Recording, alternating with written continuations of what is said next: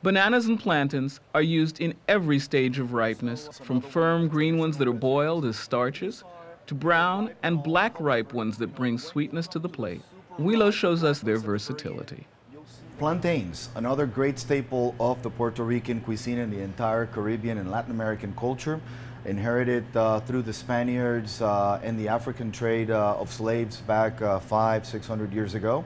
What we're going to show you on this recipe is tostones, and tostones is actually like the equivalency of French fries in terms of popularity and how many times it is actually used as a side dish to other dishes. So this is a double frying technique, and essentially what we are going to do is we're going to cut these like about 1 inch thick. And if you want smaller tostones, and I'm going to show you a little example. So this is a way of finessing a little bit this dish into the future. Let me show you what I would do to finesse. So essentially, instead of doing an entire inch over here or so, I do half, and I'll end up with a lot cuter of a tostón than normally you would if you use the traditional size.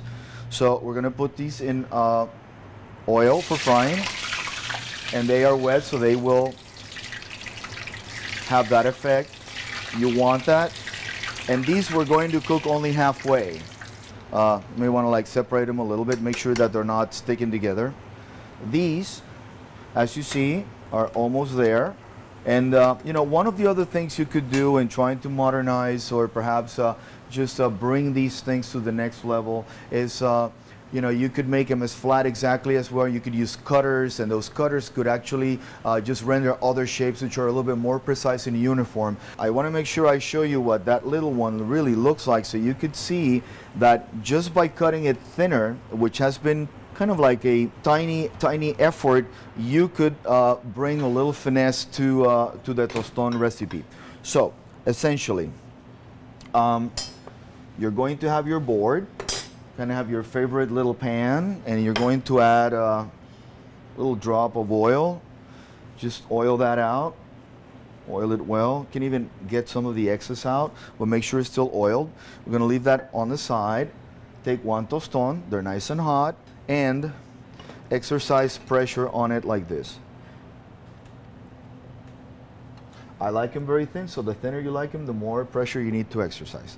As you remove these, you have those there, and just gonna run your knife right down through them, and that is a tostón that is only cooked halfway. And what I want to show is what that little one would look like, which is so much thinner than the others.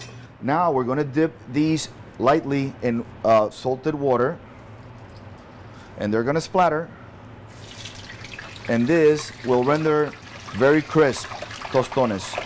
You can tip them over like such, and sometimes you get a little bit of pomme souffle effect as you're getting lightly on that one.